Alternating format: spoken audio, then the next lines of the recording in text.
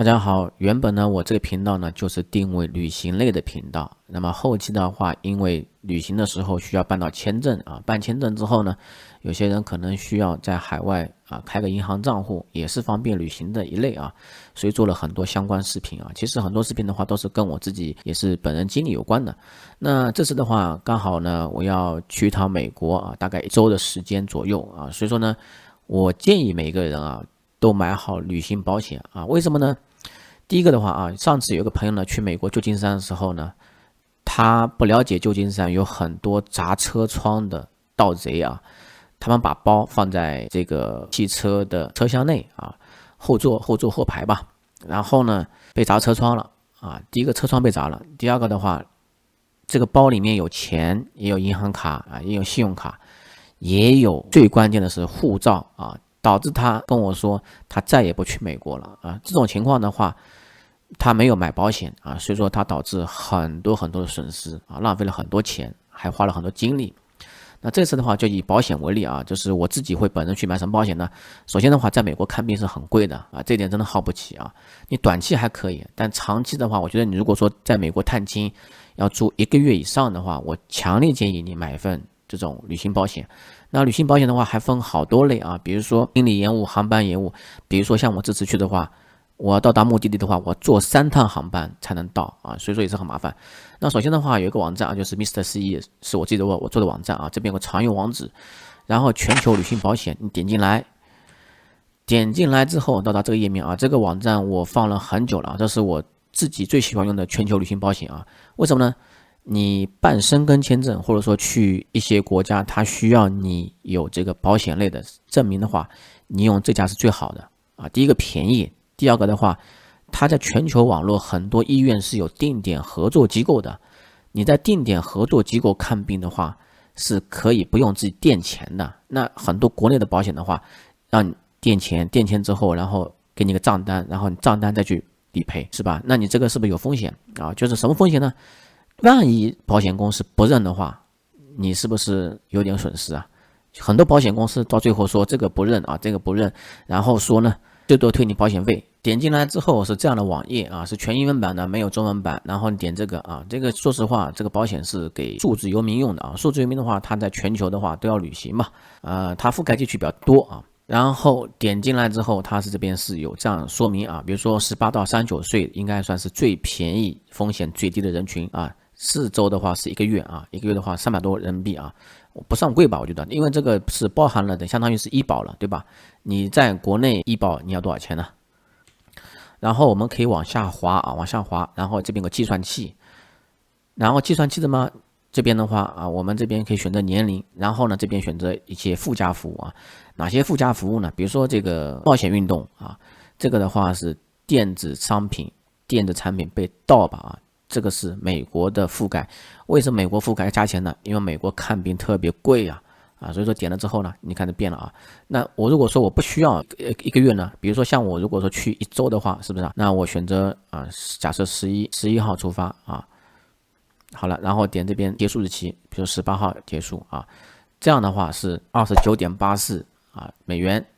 然后呢，主要原因是美国特别贵，你看美国的都占到40%比例了啊，13美元，原本的话只要16美元。比如说我去加拿大去墨西哥都不用都不用这个13美元。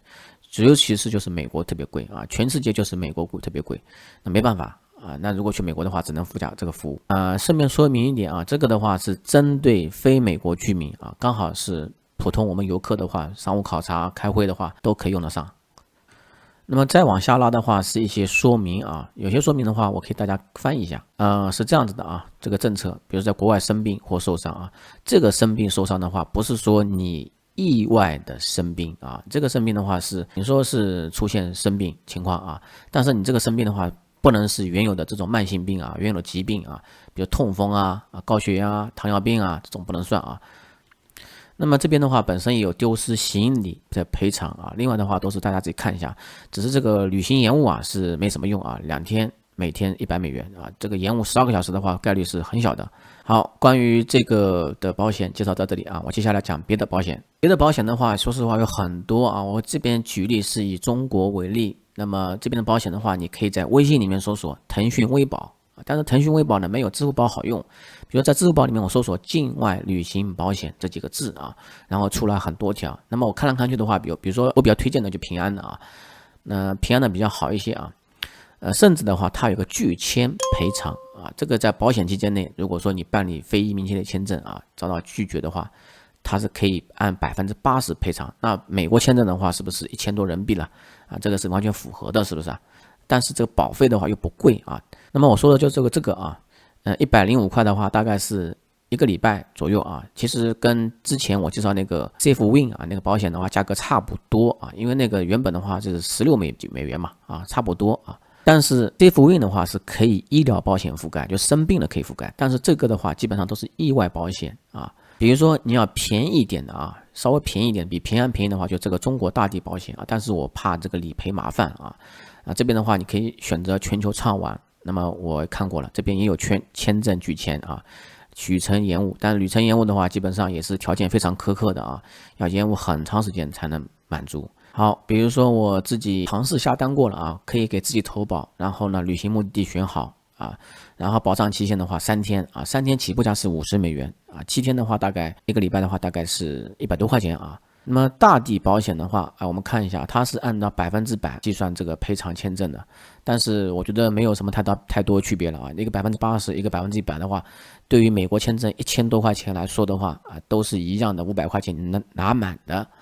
那么还有的话就是旅程延误啊，这个的话时间真的是挺长的，要3个小时啊。一般来说3个小时是挺难的啊。如果说2个小时的话，我还是挺喜欢这种旅行延误保险的。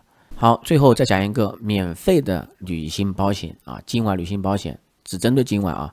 那么这边的话是一个界面是平安口袋银行的 APP 界面。那么点我的里面的话有个我的权益啊，我的权益点进来。点进来之后啊，可以看到我的界面是这样的，这张卡片还没激活啊。那首先的话，你要获得这种保险的话，你必须这张卡片啊激活首刷，你在境外刷过一笔啊。那我的话，比如说 Visa 卡跟美国运通的话，我是刷过啊，但是这个卡没激活，就不管它了。然后点这个全部权益，点进来之后呢，你点这个保险保障啊，当然的话，你这边也可以看看这个境外返现的一些项目。好，境外这个旅行保险的话，这边有是免费的保险啊，这个是高额境外旅行保障，我们点查看。那么点查看之后呢，我们可以看到总共4个项目啊，它不包含这种医疗相关的东西，也不包含什么家属啊的问题。但是我觉得，如果说你短期啊这些的话也是挺不错的，而且这个是不冲突的啊。如果真的你发生这个证件丢失，其实我最害怕的事情就是证件丢失。证件丢失的话，第一个你住酒店都没法住，特别麻烦，特别麻烦。这个不是钱的问题了，你。第二点的话就是你证件丢失之后，你航班肯定是没法上的啊。行李丢失的话，问题还不是很大啊。不过这边的话，保障额度是1万元，因为这个是免费给你的啊。意外保障的话，基本上都是要身残这个人没命的时候，所以说这种的话都可有可无啊。最看重的就是第3个跟第4个啊。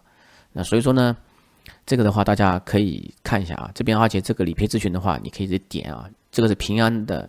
特色的一个服务，而且是免费的啊，这个信用卡也是免年费的信用卡，所以说这个完完全全是白送的，好吧？以上就是我本人会去买境外旅行保险的3种方式。